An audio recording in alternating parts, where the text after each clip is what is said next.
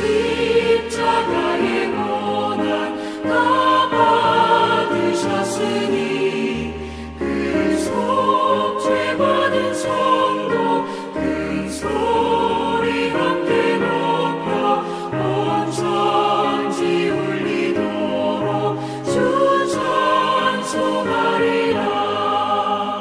날로 귀하다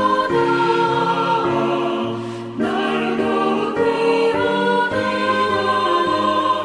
하늘 없이 넓은 우리 주의 사랑 날로 더욱 귀하다.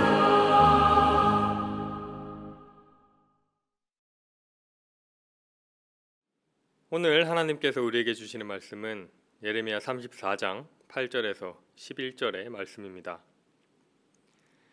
시드기야 왕이 예루살렘에 있는 모든 백성과 한 가지로 하나님 앞에서 계약을 맺고 자유를 선포한 후에 여호와께로부터 말씀이 예레미야에게 임하니라.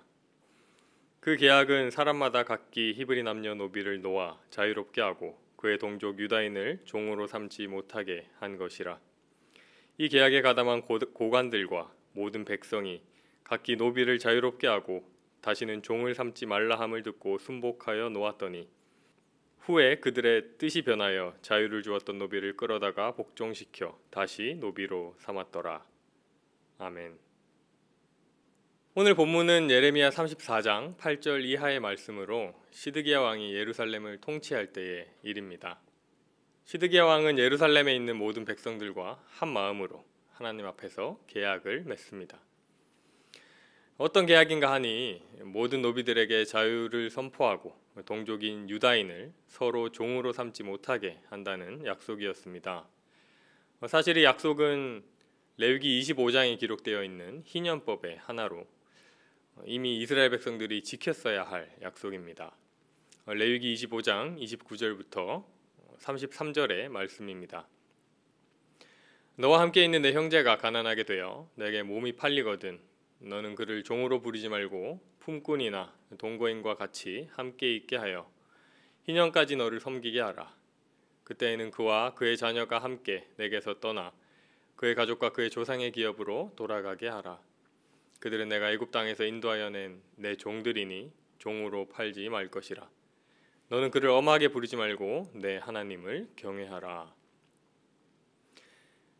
형제, 즉 같은 동족을 종으로 부르지 말고 또 그의 형편이 어려워 어쩔 수 없이 종으로 부리게 되더라도 희년이 되면 풀어주어서 가족에게로 돌아가게 하라는 말씀입니다. 오늘 본문에 나오는 언약과 연결되는 말씀이죠.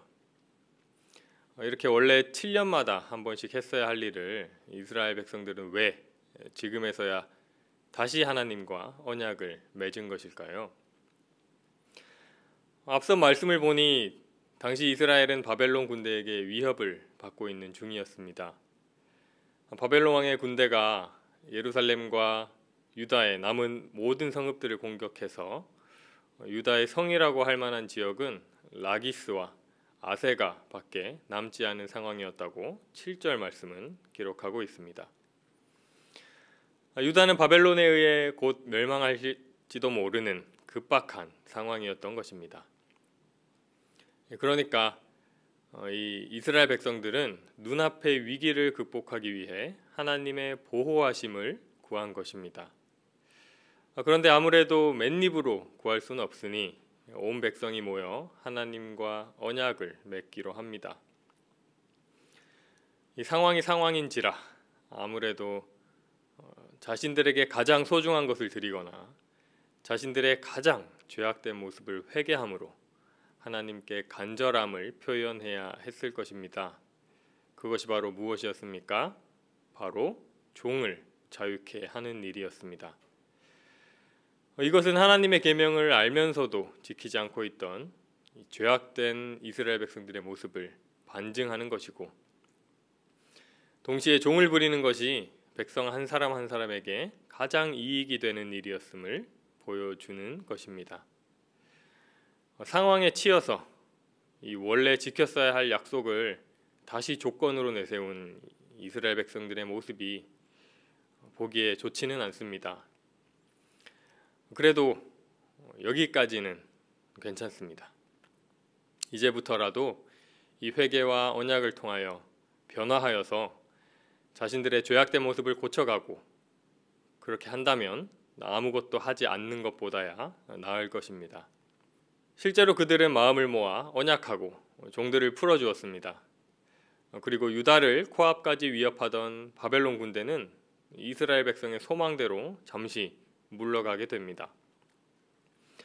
하지만 이후의 이야기는 좀 당황스럽습니다. 바벨론의 군대가 잠시 물러간 것을 본 이스라엘 백성들은 언약을 뒤집고 자유를 주었던 노비들을 다시 잡아다가 노비로 삼는 어처구니 없는 일을 하게 됩니다. 화장실 들어갈 때와 나올 때의 마음이 다른 것입니다. 이스라엘 왕 시드기야와 고관들과 백성들이 한마음으로 하나님께 언약했다고 했습니다. 이 언약은 그냥 약속이 아닙니다. 일방적으로 언약의 내용을 바꾸어도 되는 그런 가벼운 언약이 아닌 것이죠. 15절 말씀입니다. 그러나 너희는 이제 돌이켜 내 눈앞에 바른 일을 행하여 각기 이웃에게 자유를 선포하되 내 이름으로 일컬음을 받는 집에서 내 앞에서 계약을 맺었거늘. 먼저는 이 백성들이 여호와의 이름으로 일컬음을 받는 집에서 계약을 맺었다고 합니다. 여호와의 일컬음을 받는 집이 무엇을 뜻합니까? 바로 성전입니다. 성전에서 거행된 언약은 함부로 할 수 없습니다. 경건하고 엄숙한 그 언약을 뒤집는 것은 하나님을 모욕하는 일이기 때문입니다. 또한 하나님이 세상을 만드시고 그들과 함께 하신 이유는 그 백성들을 통해 영광받기 위함이었는데 도리어 그들은 하나님의 영광을 더럽히는 일을 한 것입니다. 18절 말씀입니다. 송아지를 둘로 쪼개고 그 두 조각 사이로 지나매 내 앞에 언약을 맺었으나 그 말을 실행하지 아니하여 내 계약을 어긴 그들을. 이 언약 예식은 창세기 15장 아브람과 하나님의 언약에서 가장 처음 등장합니다. 동물을 둘로 쪼개어 그 사이를 지나가는 이 오래된 언약의 예식은 약속을 지키지 않았을 때 이 동물처럼 둘로 쪼개지리라 하는 무서운 의미가 담긴 예식입니다. 이 손가락 걸고 하는 약속이 아니라 목숨을 걸고 하는 언약인 것입니다. 이스라엘 백성들은 이렇게 목숨을 건 하나님과의 언약을 가볍게 저버림으로써 하나님의 이름과 영광을 더럽혔습니다. 이스라엘 백성들에게는 하나님보다 자신들에게 이익이 되는 종의 유무가 더 중요했던 것입니다. 구약의 이스라엘 백성들의 모습을 보면 어쩜 저럴 수 있을까 하는 생각이 듭니다. 하지만 우리의 모습을 돌아본다면 이스라엘 백성들의 모습이 소름 돋을 만큼 우리 삶 가운데 똑같이 나타나는 것을 봅니다. 잘못된 행동이라는 것을 알면서도 평소에는 익숙하게 무시해온 일들이 있습니다. 더 놀라운 것은 그 죄들이 어느 순간 오히려 하나님 앞에 들이대는 무기가 된다는 것입니다. 이제부터는 이거 잘 지킬게요. 그러니까 제발 소원 좀 들어주세요 하면서 말입니다. 그렇게 문제가 해결되었다고 칩시다. 그 약속은 지켜질까요? 사랑하는 성도 여러분, 말씀을 통해 성장하는 은혜가 있기를 소망합니다. 하나님께 간구하고 또 복을 빌 때는 빌더라도 오늘 이스라엘 백성들과 같으면 안 될 것입니다. 알면서도 행하는 잘못한 일이 있다면 돌이키십시오. 내가 지은 죄를 하나님 앞에서 무기로 사용하지 마십시오. 조건을 달며 하나님께 지키지 못할 약속을 하지 마십시오. 창세기 15장에서 하나님과 아브라함이 언약을 맺는 장면이 있습니다. 하나님께서는 아브라함에게 언약의 준비를 시키십니다. 아브라함은 하나님의 말씀대로 동물을 쪼개어 양쪽에 마주 대하여 놓습니다.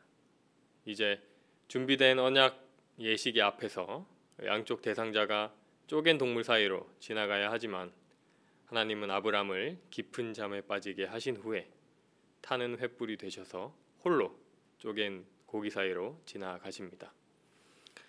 하나님의 자발적 의지로 우리를 향한 사랑의 의무를 지신 것입니다. 그리고 그 약속은 지금까지도 우리에게 이어지고 있습니다. 허나 오늘 이스라엘 백성은 어떻습니까? 또 우리의 삶은 어떻습니까? 오늘 이 새벽 하나님의 사랑을 기억하며 돌이키는 우리가 되기를 소망합니다. 주신 만큼 보답하지는 못하더라도 매일매일 은혜를 깨달으며 살아가기를 원합니다. 하나님의 이름을 더럽히지 않는 우리가 되기를 소망합니다.